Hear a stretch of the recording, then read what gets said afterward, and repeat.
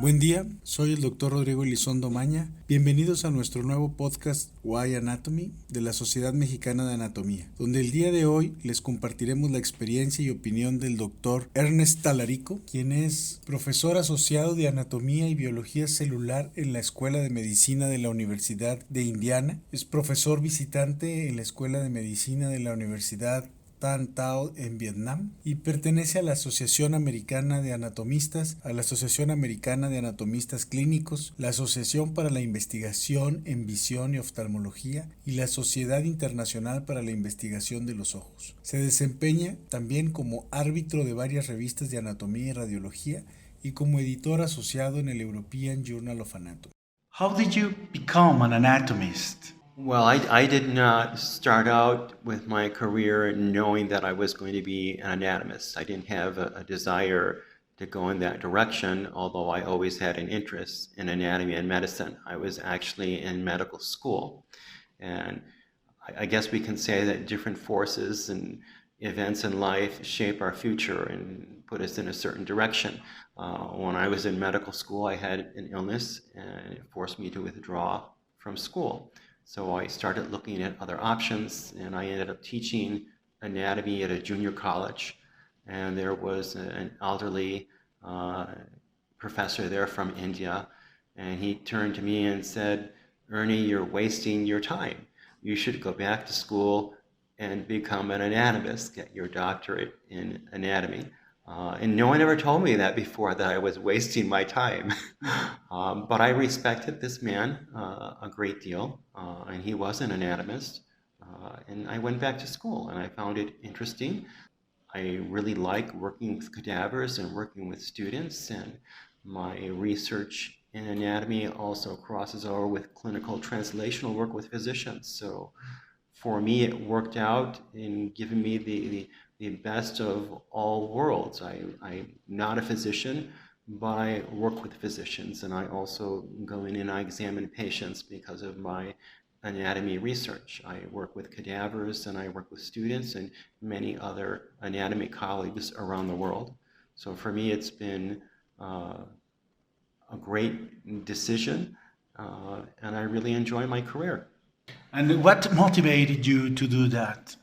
I think in part because I had a genuine interest in anatomy. When I took anatomy in medical school, I really liked it. It was something that came easy to me. It wasn't a difficult subject, and maybe it wasn't a difficult subject for me because I found it interesting and exciting. The other side is that my grandfather was a physician. He was the chief of radiology at a major hospital in Chicago, Illinois, in the United States. And from a very young age, he would take me to the hospital with him, encourage my interest in sciences, and he was actually the person who taught me how to read radiographs, films. And a lot of what I do with my anatomy research now also involves radiography. So, and what do you think it's the importance of to include radiology in the anatomy courses? I think it's very important. Radiology is encroaching more and more, not only in the anatomy lab, but also in research, in animal research and in human research. And we're becoming more intensive with minimally invasive techniques and non-invasive techniques using different radiological methods in the hospital and the clinic. So it's very important that even if a medical student is not going in the direction of pursuing the specialty of radiology, they need to have at least some basic knowledge where they can interpret plain film, CTs, MRIs, and in particular ultrasound now, which is becoming more and more popular, even with these handheld units that the physicians have. We think that this unit, at least in the United States, we believe that this unit will eventually replace the stethoscope. So every physician will have one of these, and they're going to need to know how to operate it and how to interpret the scans. And interpreting ultrasound is difficult because you lose that perspective of anatomical position that we are taught as anatomists, just by virtue of how the probe is placed and how it moves along the body. So all in all, it's very important, not only for students of medicine, but for those seeking doctoral degrees in anatomy, number one, because of the teaching that they're going to have to do involving radiology, and also because of their own research. Okay. We know that you have a very successful body donation program. So, what do you think about the body donation for education and research? I think that we are in an era where I don't want to say there's an attempt, but there's a direction to replace anatomical donors with technology. We have the anatomage table and a bunch of other things, yet we don't have any definitive data studies showing that these technologies are more useful or any useful in comparison to hands-on dissection with cadavers. I think there's an appropriate mix of all that, but I don't think that these technologies should ever replace the use of cadavers in research or in education. I certainly don't want the physician working on me that hasn't touched a cadaver. That being said, there needs to be not only a way to obtain bodies for education use and for research use, but there also has to be a way to monitor that so that the donors are used appropriately, professionally, and respectfully, and also in some way that we can have the most information possible and direct that particular individual's remains to the most appropriate place so that the gift really is used to its fullest potential. In the United States, where I come from, I've instituted a program where students have contact with the family of those that are dissecting in the anatomy laboratory. So it really brings back the patient as the focus of medicine very early on in the educational process. They're able to interact with the family, learn more about the person they're dissecting, not just the medical aspects, but the social aspects, the emotional aspects, the mental aspects, and that's what we call being concerned about the total patient, which is what we teach our student doctors or student physicians, that they have to treat the total patient, and that's just not the signs and symptoms, it's just not the anatomy, it's everything that's involved. Donors also have to be aware, or their families who are guiding the donations, on how the body is going to be used.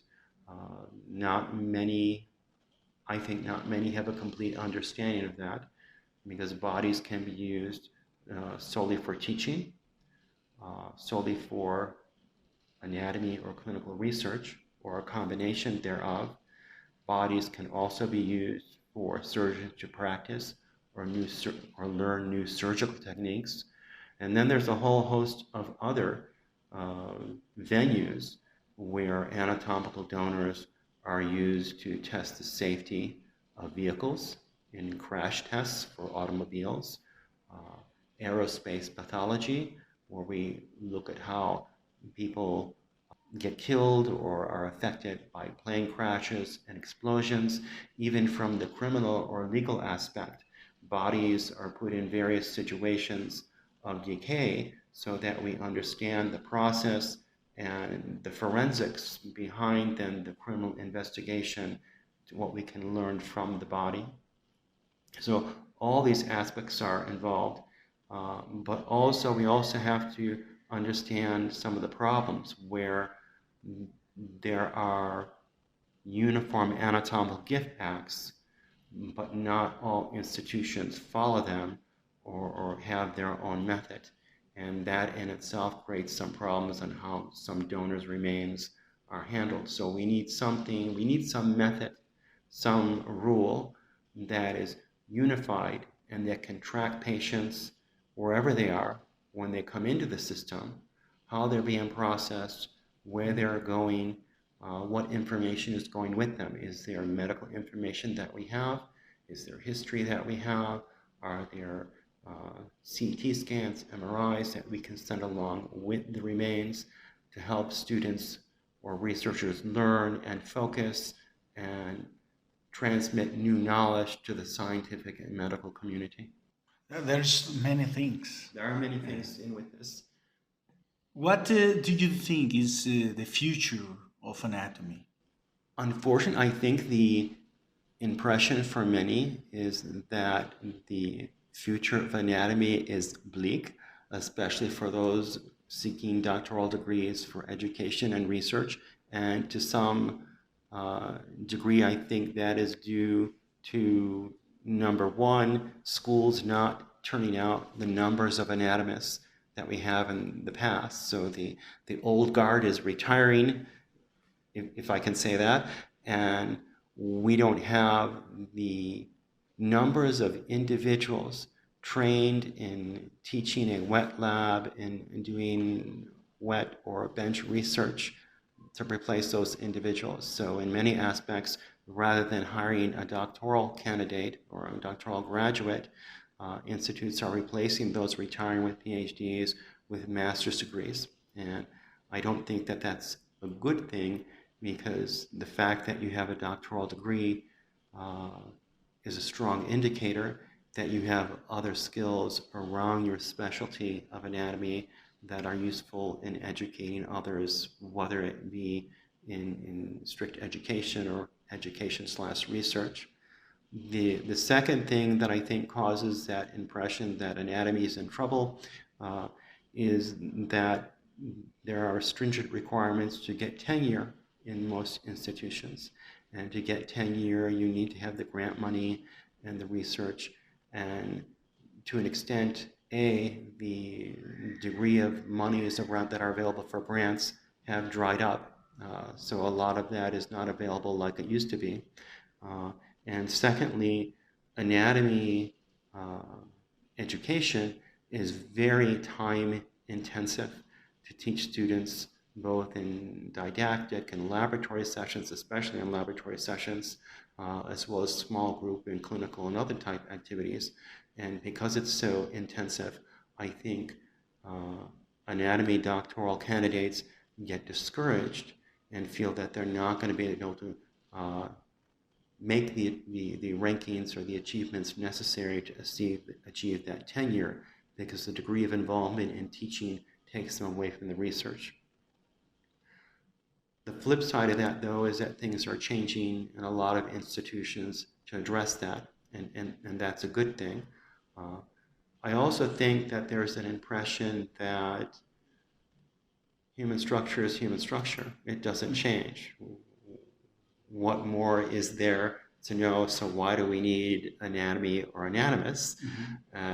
That's a very wrong view to have, because even today, I mean, in modern times, there are still muscles and nerves and tendons that are being discovered in the human body that we did not know existed before. There is a whole array of anatomical variations of every organ and organ system. For example, I do some research with colleagues in Vietnam and a few other places in the world, and we're finding that based on ethnicity, the arrangement and variation of the coronary arteries, those arteries that supply blood to the heart, change. So you have to ask yourself, if you need an angioplasty or a stent, do you or do you not want the physician that's aware of those variations to be able to place the stent or do the balloon angioplasty appropriately and be aware of any complications that might occur because of an anatomical variation that you might have just because of your ethnicity? I mean, for me, the answer is I want the physician to know everything they can know about that. So that's another reason why anatomy is important and anatomy research. We are in a great era where anatomy now just does not encompass the examination or the study of gross structures and their variation. We look at the histological and pathological aspects. So anatomy changes through the normal course of health during life, and as well through the course of disease. And we have to look at that and understand those changes to better treat patients and to better understand healthy lifestyles. anatomy now also encompasses the molecular aspects, embryologic aspects. There's a whole host of things that we simply do not know about the development of human beings and other animals. So these are all aspects of anatomy, and there are certainly more that we need to know. So anatomy is not dying. It's not dead as a career. It's an exciting time, and it's an exciting time for those seeking careers in anatomy to go full force and achieve their goals in an area that's interesting to them.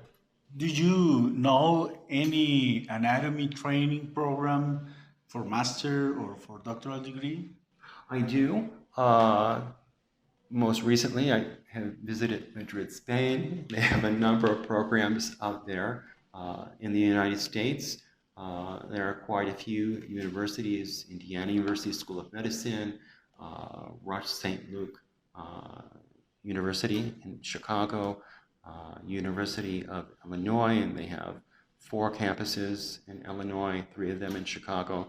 So there's many institutions in the United States and abroad that have educational and research paths focused on teaching those who are interested in becoming anatomists what they need to know to become competent anatomy researchers, clinicians, and teachers.